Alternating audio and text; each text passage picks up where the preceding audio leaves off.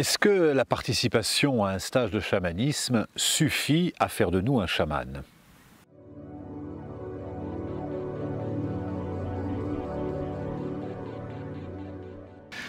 Bonjour, je suis heureux de vous retrouver pour répondre avec vous à cette question. Depuis que j'ai écrit ce livre, Réveiller le chaman qui est en vous, qui est paru chez Harmonie Solar il y a plusieurs années, et puis repris ensuite par J'ai lu en format de poche, toujours avec le même titre, j'ai reçu des milliers de messages de personnes me posant la question, puisque j'anime parallèlement au livre des stages sur le chamanisme, sur ce thème-là, Réveiller le chaman qui est en vous. J'ai reçu des milliers de messages me disant « mais est-ce que la lecture de ce livre ou la participation à ce stage fait de nous un chaman ?» Et bien évidemment que lorsqu'on découvre le chamanisme et son incroyable complexité, c'est clair qu'on n'apprend pas à devenir chaman en un stage, ça serait une vraie illusion. D'une part, le chamanisme est une voie à laquelle on s'initie, mais on ne devient pas chaman dans un stage.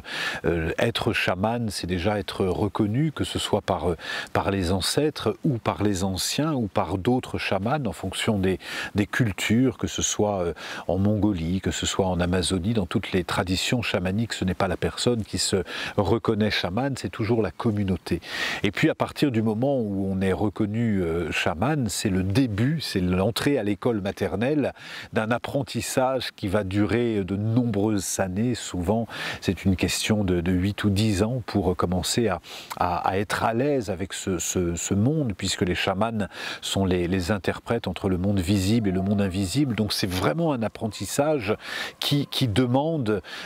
beaucoup de discernement, beaucoup de prudence et beaucoup d'humilité surtout. C'est une voie d'humilité, le chamanisme.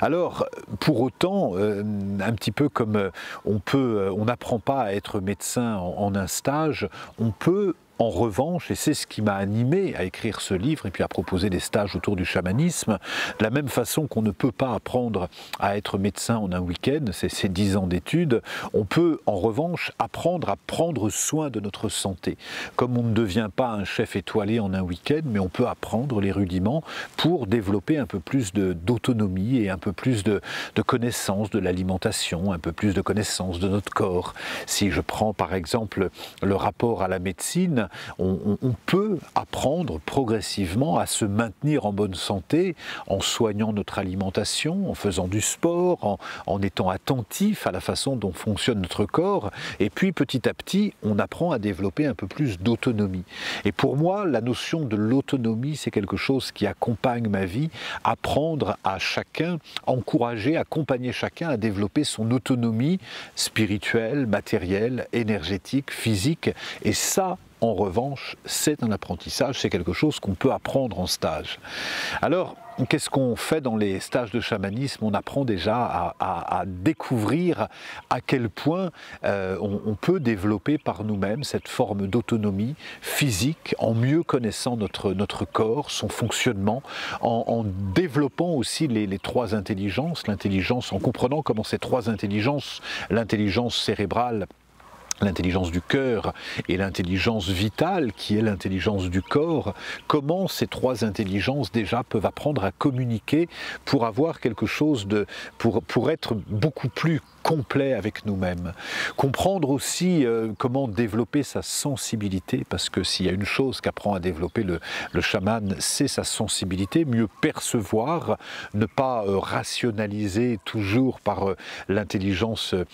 pragmatique, l'intelligence qui rationalise, l'intelligence des perspectives, mais apprendre à ressentir. Et donc il y a tout un tas de rituels, d'exercices qui nous permettent de mieux ressentir, développer notre intuition, développer une meilleure communication avec le monde invisible, apprendre à voyager tout en restant immobile, puisque les chamans sont les voyageurs de l'immobile. Ce sont vraiment, ils apprennent à voyager, comprendre aussi toute la cosmogonie des mondes d'en bas, des mondes d'en haut, des mondes du milieu, comprendre à voir les yeux fermés et donc à développer une autre forme d'intuition, comprendre aussi comment fonctionne la loi de l'attraction, la loi de l'abondance, qui sont des lois spirituelles ou d'autres lois spirituelles comme la loi du karma, la loi de causalité, la loi d'interdépendance. Et toutes ces lois spirituelles, quand on les comprend, on commence à transformer notre quotidien, à devenir plus sensible, à devenir plus ouvert, parce que